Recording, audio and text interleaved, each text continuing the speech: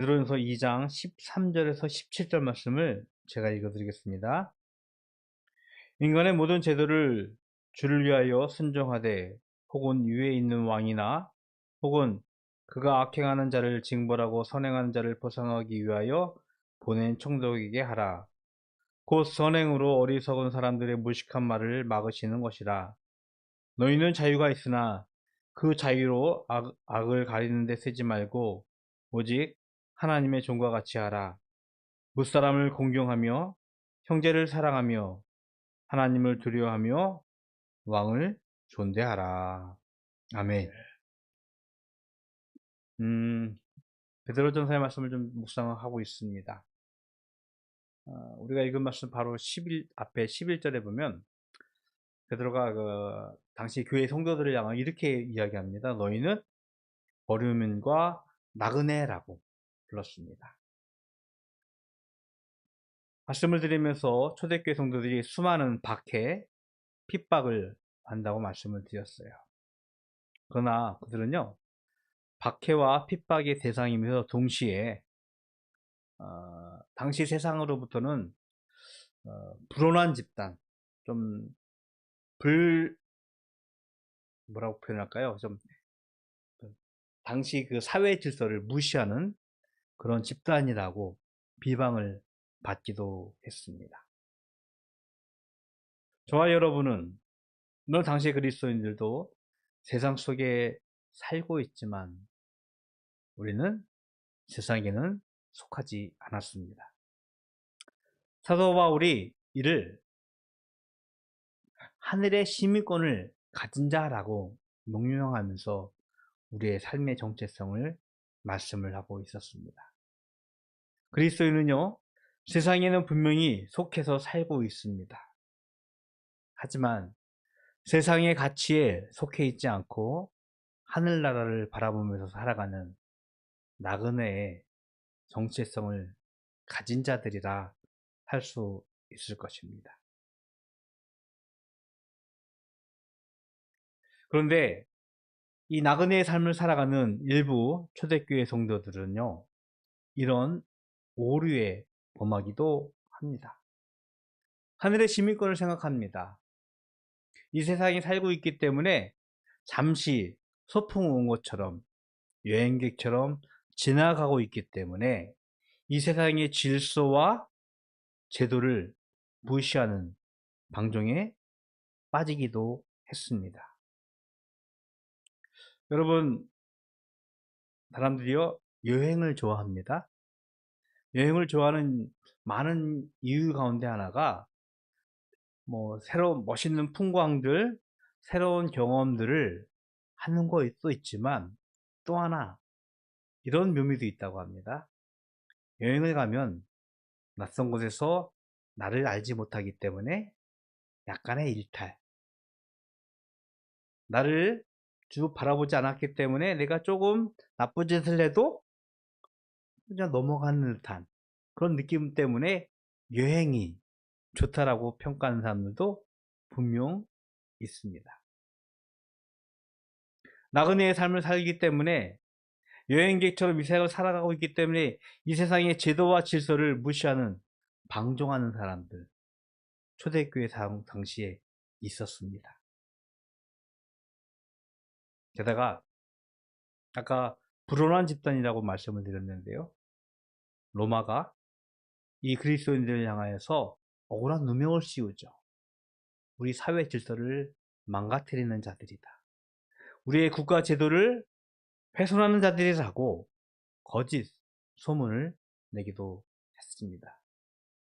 실제 여러분 기억하십니다. 시저가 로마에 불을 내고 나서 저 불을 그리스도인들이 냈다라고 거짓 소문을 내기도 했죠.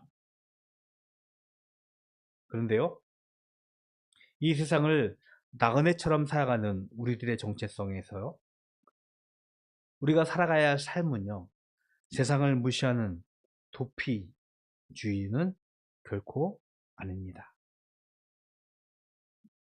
이 세상의 가치, 이 세상의 질서를 무시하는 방종, 참된 그리스도의 삶과는 매우 다르다는 것입니다. 하늘의 시민권을 가진 자이기 때문에 이 세상을 나그네처럼 살아가는 것은 분명하지만 사도 베드로는요, 그런 고르민 같은 나그네 같은 우리에게 명령하기를 선한 행실로 세상에게 하나님의 영광을 드러내라고 12절에서 말씀을 하고 있습니다. 매우 역설적입니다. 우리가 나그네처럼 살아가고 있어요.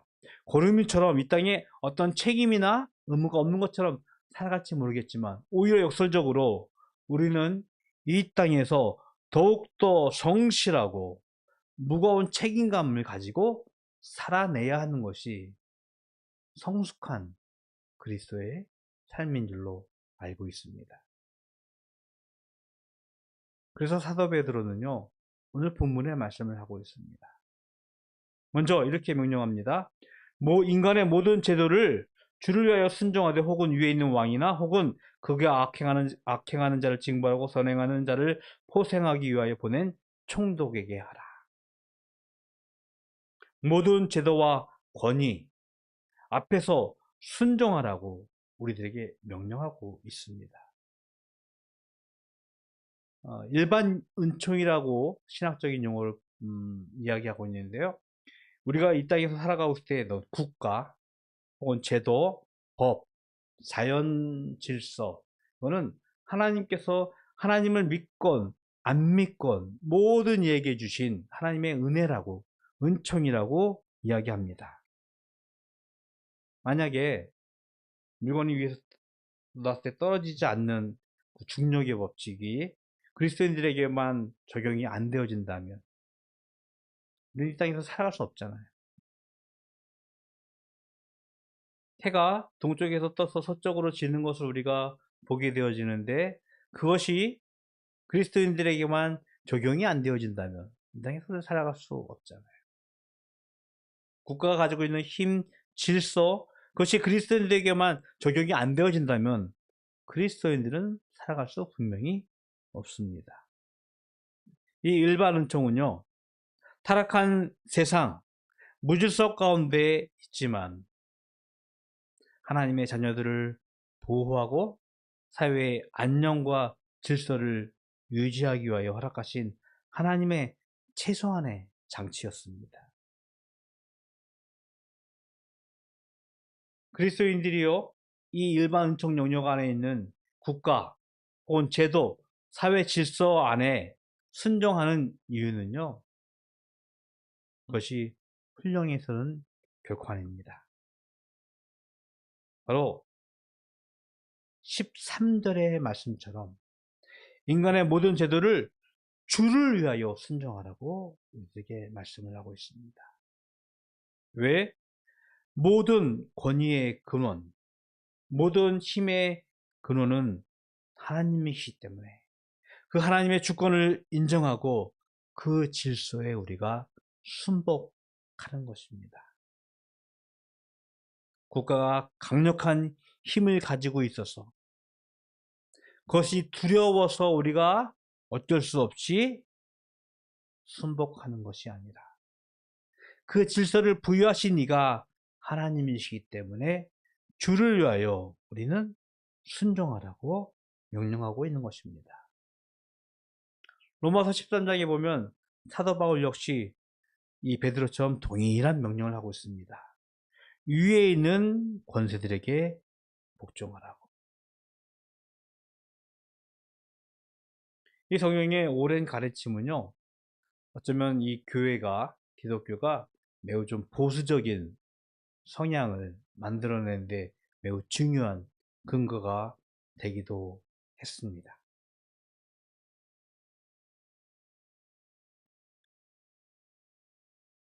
참 안타까운 일이 근자에 일어났던 것 같습니다.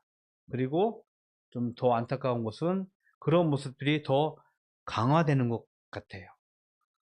보수적인 성향의 기독교, 교회를 이야기하면서 일부 왜곡된, 구구화된 교회들이요, 우리 사회 질서를 좀 더 혼란스럽게 만들고 국민들을 어지럽게 하는 뼈아픈 우리의 역사 현실을 우리가 계속해서 목도하고 있습니다. 좀 안타까운 전망은 이것이 좀 더 강화될 것 같아요. 좀 더 깊어질 것 같습니다. 이를 이용하고자 거짓 선지자 같은 왜곡된 지도자들이 등장하게 되어지고 그들의 선동으로 인하여 교회가 위에 뭐랄까요? 얽혀지는 그런 성향들을 보고 있습니다.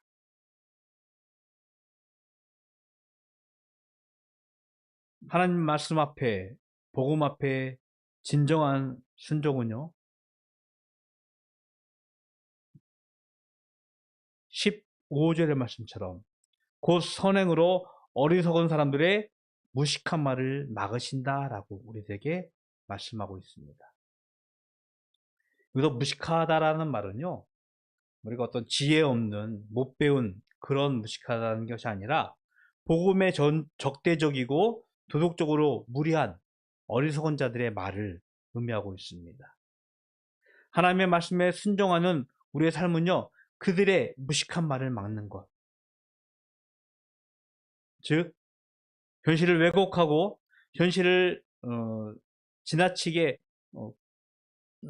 잘못 평가하는 이들을 향하여서 그들의 행동을 적당히 막아내는 그런 것을 우리들에게 말씀하고 있습니다. 권력이 있는 곳에는 부정부패가 반드시 일어나게 되어지죠. 또한 권력 남용이 일어나면서 정의가 무너지고 있습니다. 아마 역사적으로 이것을 우리는 수없이 반복해 왔습니다. 과거 우리나라가 일본에게 좀 지배를 당한 경험이 역사적 뼈아픈 역사의 경험이 있습니다. 그때 여러분들 많은 이들이 항일 운동을 하면서 독립운동을 펼쳤죠. 근데 놀라운 점은요, 당시 항일 운동했던 많은 이들 가운데서 가장 많은 숫자들이 그리스도인들이었습니다. 오늘의 본문의 말씀처럼 제도와 권위 앞에 순종하라는 말씀만 생각해 본다면 그들의 행위는 잘못된 것일 수 있을 것이에요. 하지만 그들은요, 악을 향한 항거, 하나님께서 세우신 정당하다고 하신 질서가 아닌 것에 드는 그리스도의 양심을 가지고 기꺼이 항일 운동을 했던 것이었습니다. 국가가 하나님의 법을 거스르고 연약한 자를 압제할 때 성도는요, 하나님의 주권을 지키기 위해서 거룩한 저항을 멈추지 않아야 한다는 것이 우리의 책임이고 우리의 삶이라는 것을 기억합니다. 많은 기독교인들은요, 독립운동을 했습니다. 그리고 신앙의 양심을 지켰습니다. 선한 일을 통하여서 복음에 적대적이고 도덕적으로 무리한 어리석은 자들의 무식한 말을 막는 그런 믿음의 결단들을 우리는 역사를 통해서 경험했던 것입니다. 그러나 베드로는요, 여기서 또한 우리들에게 이런 권면을 합니다. 16절인데요. 너희는 자유가 있으나 그 자유로 악을 가리는 데 쓰지 말고 오직 하나님의 종과 같이 하라. 그리스도인의 자유는요, 세상 법을 무시해도 된다는 방종의 형식은 절대 아닙니다. 성경이 말하는 자유는요, 세상이 말하는 자유가 좀 다릅니다. 세상은 뭐 자유를 뭐 마음대로 한다고 할까요? 뭐 그렇게 이야기해 표현할 수 있겠지만, 성경에서 말하는 자유는 죄와 율법의 테두리 안에서 해방된 자유를 의미합니다. 예수 그리스도께서 십자가 위에 죽으심으로 내어준 참 생명을 가지고 살아가는 것을 자유라 말씀을 하고 있습니다. 오늘 조금 신학적인 표현으로는 언약적 자유라고 표현하고 있는데요. 이 자유를 가지고 죄와 율법으로부터 우리는 해방되어서 내 마음대로 하는 것이 아니라 오히려 오늘 말씀처럼 하나님의 종으로 가장 선하신 하나님의 뜻에 매여 살아가는 하나님의 종으로 살아가는 것을 우리에게 말씀을 하고 있습니다. 부정부패에 대해서 강력하게 우리는 저항할 수 있고요. 하나님의 법을 거스르는 자들에게 향하여 저항할 수 있습니다. 하지만 그것이 내 마음대로 헤어지는 것이 아니라 나의 방종이 아니라 하나님의 주권을 하나님의 영광을 되살리기 위한 하나님의 거룩한 삶이어야 함을 우리들에게 또한 베드로는 말씀을 하고 있습니다. 저와 여러분은 하나님의 종이기 때문에 비록 타락한 세상 속에 살아가고 있지만 이 땅 위에서 가장 성숙하고 가장 탁월한 시민으로서 살아갈 수 있는 힘을 가지게 된 것인 줄로 믿습니다. 이를 정리하기 위하여 베드로가요 17절에 이렇게 몇 가지를 우리들에게 지원하고 있습니다. 무사람을 공경하며 형제를 사랑하며 하나님을 두려워하며 왕을 존대하라. 무사람, 모든 사람을 의미합니다. 모든 사람을 공경하라고 했습니다. 여기는 그리스도이건 그리스도인이 아니건 그 이유는 모든 사람들이 하나님의 형상을 입은 자들이기 때문에 그들을 공경하라고 우리에게 말씀하면서 형제를 사랑하라고 교회 안에 있는 성도들 서로가 사랑하기를 우리에게 명령을 하고 있습니다. 그러면서 근원적으로 하나님을 두려워하라고 달리 표현한다면 하나님을 경외하라고 말씀을 하고 있습니다. 하나님은 세상의 주인이시고 역사의 주인이십니다. 우리의 예배를 받으실 만한 분이시고 우리의 예배의 대상이십니다. 그를 경외하라고 말씀하면서 하나님보다 좀 아래에 있는, 좀 표현하기 좀 힘든데 하나님의 권위 아래에 있는 왕을 존대하라고. 여기는 영어로 표현하면 아너라고 표현하더라고요.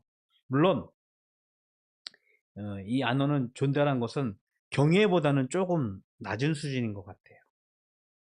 하나님은 예배의 대상자, 우리의 경건, 우리 두려움의 대상이지만 왕은 존대함으로써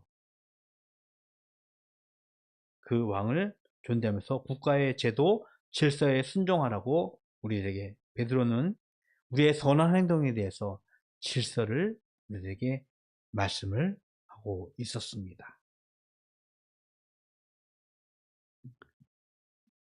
우리의 진정한 통치자 예수 그리스도는요 만왕의 왕이셨습니다. 하지만 그는 우리에게 생명을 주시려고 기꺼이 국가의 제도와 법의 질서 아래로 내려오셔서 그의 몸을 우리에게 주셨습니다. 그분은 진정한 자유를 가지신 분이었어요. 온 우주의 창조주이고 주인이셨습니다. 그러나 하나님의 뜻에 순종하기 위하여 기꺼이 종의 모습으로 이 땅에 오셨습니다. 저와 여러분은 그 예수 그리스도의 삶처럼 하나님 앞에서 자유를 가지고 있지만, 세상을 넘어설 수 있는 자유가 있지만, 그것이 나를 위하여 내 마음대로 하는 방종이 아니라 이 땅에 질서를 세우고 주를 위하여 세워지는 순종과 성실함의 삶으로 드러나는 성숙한 시민이 되어진 줄로 믿습니다. 참 안타까운 우리의 교회 현실, 정치적 이념이 신앙을 삼켜버린 이런 상황, 이것에서 벗어나기를 기도하면서 하나님을 두려워하고 세상을 존대하며 선한 행실로 나그네의 길을 걸어가는 하나님의 종의 모습. 오늘 설교의 제목처럼 거룩한 나그네의 삶을 살아가는 우리가 되기를 기도합니다. 예수님께서 우리에게 이렇게 말씀하셨어요. 이같이 너희 빛이 사람 앞에 비치게 하여 그들로 너희 착한 행실을 보고 하늘에 계신 너희 아버지께 영광을 돌리게 하라. 하나님께서 주신 자유로 말미암아 성숙한 시민이 되어서 타락하고 죄 가운데 있는 세상 가운데서도 거룩한 나그네의 삶을 살아가는 우리 바다교회 가족이 되기를 주님의 이름으로 축복드리겠습니다. 기도하겠습니다. 좋으신 하나님, 감사합니다. 1세기의 그리스도인들이 당했던 수많은 박해와 핍박, 또 온갖 음해와 온갖 루머 가운데서도 그들이 하나님 앞에서 자유를 가지고 살 수 있었던 것은 예수 그리스도의 죽음과 부활 때문이었습니다. 하지만 그 자유가 나를 위하여 사용되어지는 방종이 아니라 더욱더 이 세상이 견고해지고 이 세상이 하나님 앞에서 새로워지기 위하여 세워진 질서 앞에 순종되어지는 성숙한 자유였음을 다시 한번 우리가 깨닫습니다. 우리에게 주어진 상황이 힘들고 고될지라도 하나님께 주신 주를 위하여 우리가 기꺼이 순종하며 이 땅에서 거룩한 나그네로서 삶을 살아가게 하여 주시옵소서. 하나님께 구별하여 예물 드립니다. 주일 예물로 소득의 10분의 1로 감사의 제목과 기도의 제목으로 드려진 예물 하나님 기뻐 받으시고 드린 손길들 하나님의 신령한 것으로 가득 채우셔서 물질로 곤관당하지 아니하고 윤택한 삶을 통하여 이웃들과 나눌 수 있는 믿음의 성숙함 또한 허락하여 주시옵소서. 지금은 우리 구주 예수 그리스도의 은혜와 하나님 아버지의 사랑하심과 성령님의 교통하심이 죄악 가운데 살아가고 있지만 거룩한 나그네로 하나님의 주신 삶을 잘 감당하기를 소원하는 모든 성도들 머리 위에 영원토록 함께 있을지어다. 아멘.